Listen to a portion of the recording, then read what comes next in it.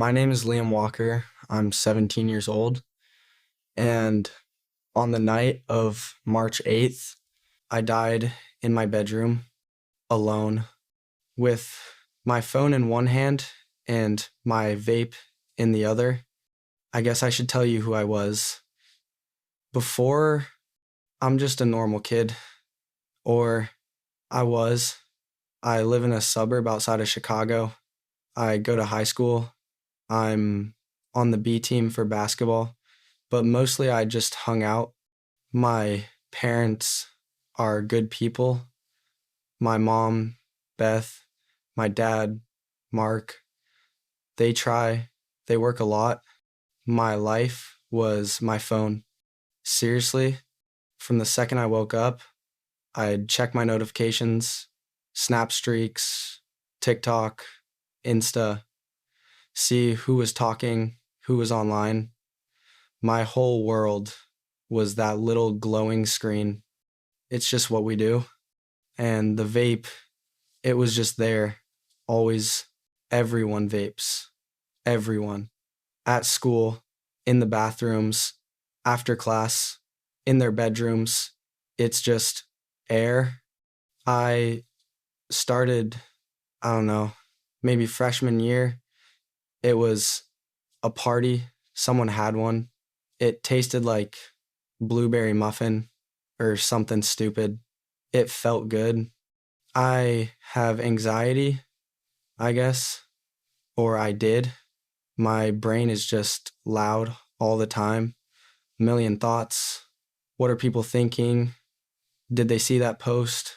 Why didn't she text back? Am I doing this right? It's just noise all the time. And when I'd take a hit, the noise would just go down. It was like turning the volume down on the world. It chilled me out. It was my little pause button. My mom hated it. She found one once, hid in my shoe. She cried. She said, "Liam, that stuff will kill you. It's poison." And I just rolled my eyes. "Mom, it's fine. It's just water vapor. It's not like cigarettes." I knew how to hide it. I knew how to lie. It was easy. I was good at it. I was good at hiding everything, hiding how empty I felt, how lonely I was. Even when I was in a room full of people or online with 100 friends, I felt disconnected, and the vape was my friend. My phone was my world, and that's who I was. Just a kid, lost, numb, hiding in my room, scrolling and vaping. That night, it was a Tuesday, nothing special. I had a big paper due for English. I hadn't started. I was stressed. My dad and I had argued at dinner about my grades, about my phone. He said, "Liam, you're not present. You're always somewhere else." I just said whatever and went to my room. I shut the door. A door clicking shut, the muffled sound of a TV downstairs, and I just sat there in the dark. The screen lit up my face. Scroll, scroll, scroll. Nothing. Just videos of people I didn't know, pictures of parties I wasn't at. I felt that thing, that tight, cold feeling in my chest, the anxiety. So I grabbed my pen. I took a long drag, held it in. The noise went down. I took another and another. I was using these new pods. I got them from this kid, Tyler. They were strong. They hit harder. I liked that. I was just chain vaping, scrolling, vaping, scrolling. And then I felt weird. It wasn't the usual chill. My chest, it felt tight, like someone was squeezing my lungs. I coughed just once. It was dry. It hurt. I thought, man, I hit that too hard. I put the vape down. I tried to take a deep breath and I couldn't. It was like breathing through a wet towel. My lungs, they just wouldn't fill up. I started to panic. My heart, it was beating so fast. I tried to stand up. My legs felt like sand. I grabbed my chest. Mom, I tried to yell. I tried to call for her, but no sound came out, just a wheeze. I was suffocating. I fell. I hit the floor. My head hit my desk. I could see under my bed dust bunnies, an old sock, my phone. It was on my bed. It lit up. A snap from someone. I tried to reach for it. Stupid. I was dying and I was reaching for my phone, and then everything stopped. The pain was gone. The panic was gone. I popped. That's the only word for it. It was like stepping out of heavy, wet clothes. I was floating. I opened my eyes and I was up by the ceiling. I looked down and I saw me. I was on the floor. My face was blue. My eyes were open, staring. My vape pen had rolled next to my hand. It wasn't me. It was just a thing, a body. I didn't know what was happening. I wasn't scared. That was the weirdest part. I wasn't scared. I was just confused. This isn't real. This is a dream. I'm sleeping. Then I heard a scream. The door flew open. It was my mom. She must have heard me fall. She saw me. The sound she made, I will never forget that sound. It wasn't a word. It was just a noise, an animal noise of pain. Liam, oh God. Liam, no. Mark, Mark, call 911 now. She fell on me, on my body. She was shaking it. Liam, Liam, baby, wake up, please, please, God, no, no, no. My dad ran in. He stopped. He just froze. His face, he just broke. I was floating right above them. I tried to talk. Mom, I'm right here. Dad, I'm here. Stop crying. But they couldn't hear me. I waved my hand right through her head. It was like mist. I wasn't there. I just started to cry. But no tears came out. It was just a feeling, a deep sadness. I saw the paramedics. They rushed in. They pushed my mom away. They tore my shirt open. They put paddles on my chest. Clear. My body jumped. It was horrible. No pulse. Charging again. Nothing. Again. Still nothing. Get him on the gurney. We lost him. They lost me. I watched them carry my body out of my room. My mom collapsed in the hallway. My dad was just staring at the spot where I was, and I was just floating. I didn't know what to do. I was scared now. I was alone. And then the walls of my room, they started to shimmer like heat coming off a road. They faded. My house just dissolved. The sounds of the sirens, the sound of my mom crying, it all just faded away. It was quiet, but it wasn't empty. It was the first real quiet I had ever felt. No notifications, no pings, no noise in my head, just peace. I wasn't in my room anymore. I was nowhere and everywhere. It was dark, but it wasn't scary dark. It was a warm dark, a soft dark, like being wrapped in velvet. I just floated, I don't know for how long. There was no time. And then I felt it. It wasn't something I saw, not at first. It was a change. a change in the air, a warmth. It started behind me, like standing near a bonfire on a cold night, but the heat, it was inside me.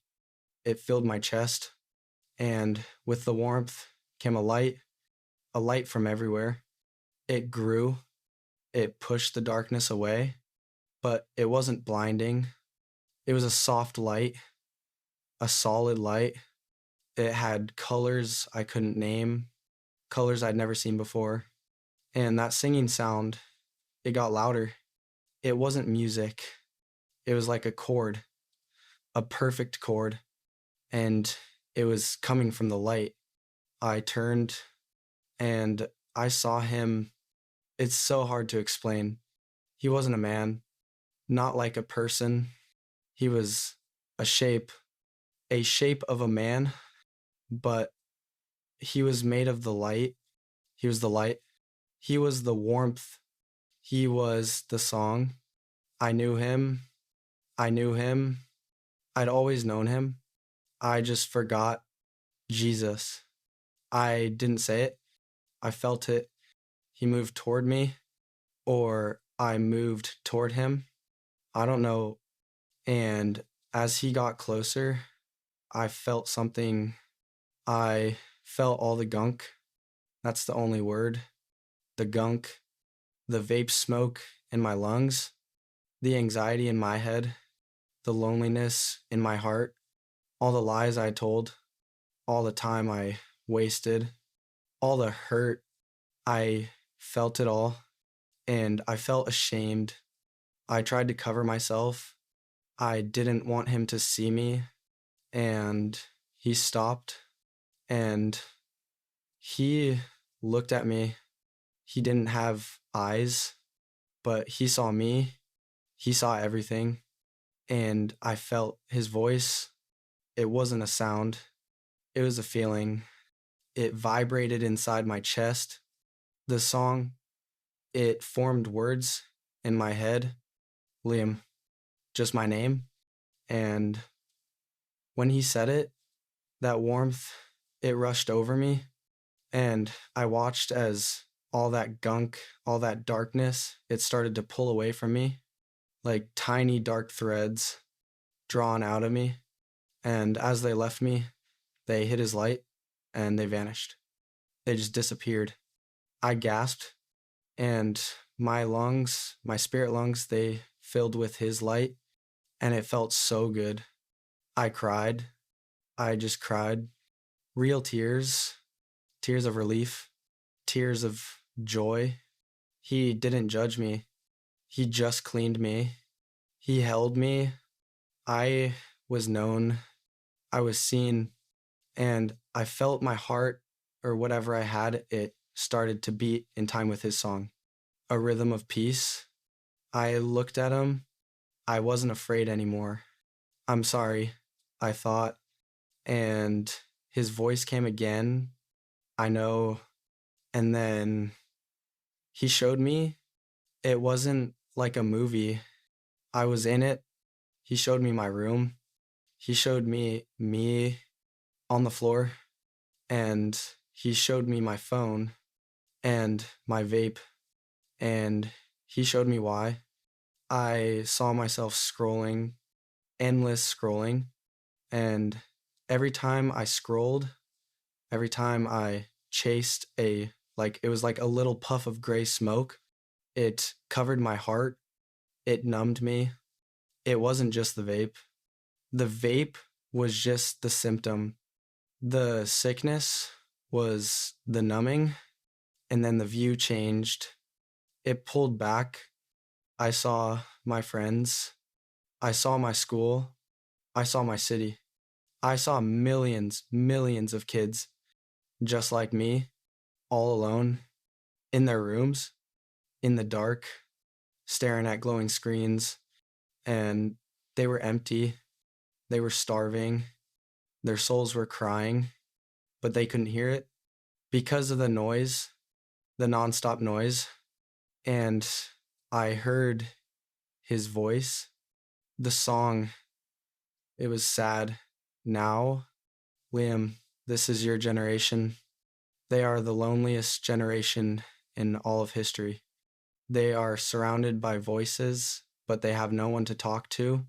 They are starving for me, but they are full of distraction. He showed me. He showed me the screens. They are building walls of glass to hide their empty hearts. And then he said something that shook me. The enemy does not need to build a hell for them. They are building their own, one like at a time, one post at a time, one hit at a time. I frowned. I didn't understand. The vape, I thought, and he showed me again. He showed me that panic, that tightness in my chest, the anxiety. You used that to calm the panic. But Liam, the panic is your spirit screaming for me. You are numbing the very thing that is trying to save you. It hit me like a truck. That anxiety, that emptiness, that loneliness. It wasn't a sickness. It was a signal. It was my soul saying, I'm lost. I'm empty. I need God. And I was shoving vape smoke on it. I was throwing TikToks on it. I was drowning it in noise. They cannot hear me because they are never quiet. The enemy has given them 1,000 tools to insulate themselves from the one thing that can save them. Silence. I wept. I wept for me. I wept for my friends. For all of us. We didn't know. I cried. We don't know. And the light, it held me. The warmth came back. But they are my generation. I love them. They are built for a great purpose. Their hearts are sore. They are lost, but they are not gone. He showed me a new vision. He showed me kids putting their phones down, walking out of their rooms, sitting together, talking, really talking. He showed me them finding joy, not in a post, but in each other, in a sunset, in music, in silence. He showed me them finding him. They just need one person to tell them the noise is a lie. And I felt it, a pull, a sadness. He was sending me back. No, I begged him. No, please, I want to stay. I want to stay here with you. It's too hard down there. It's too loud. I felt his love. It was so strong, but it was firm. Liam, you have to go back. You have to tell them I am real. Tell them I am the quiet. Tell them I am waiting. Go. Be the one who speaks. And I felt a push, a gentle push. The light, the warmth, the song. It started to fade. No, I screamed. No, don't go. But I was the one going. I was falling fast. The peace was gone. The cold rushed in. The darkness came back. But this time, it wasn't warm. It was terrifying. Pain. My eyes flew open. The light, it was horrible. It was blinding. A cold fluorescent light. It hurt. He's back. We have a pulse. VFib. Get the pads off him. What's his O2? Beeping. So much beeping. Noise. It was so loud. I gasped again. My chest was on fire.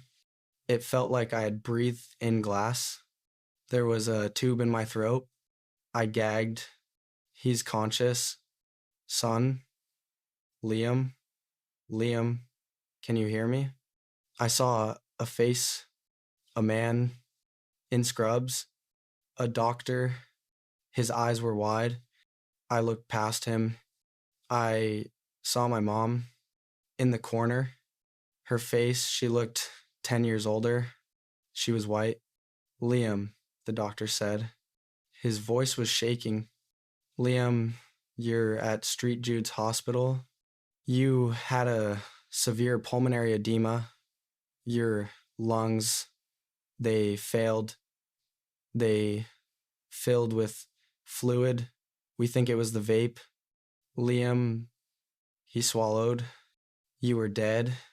You had no pulse, no brain activity. You were gone. For 22 minutes, he leaned in. We don't know how you're here. We don't know how your brain is okay. It's a miracle. I looked at him. I couldn't talk. The tube, but I thought it wasn't a miracle. It was a message, and I cried. I wept, real tears, hot tears. They rolled down my face. I was alive. I was back. I had left him, and I had work to do. My name is Liam Walker, and I died. And Jesus, he gave me a message for you.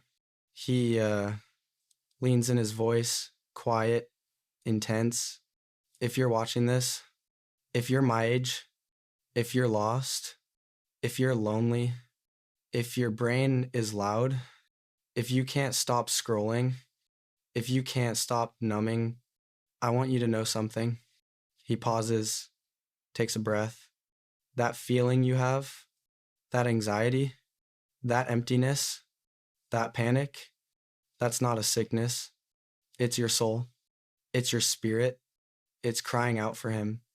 And the vape, the phone, the games, the noise, it's all just a lie. It's insulation. It's a wall. It's designed to keep you from ever being quiet, because in the quiet, that's where he is. He said, we are the loneliest generation, and we know we are. We're all in our own little boxes, staring at glass, pretending we're connected. But he is real. Jesus is real. And he is waiting. He's waiting for you.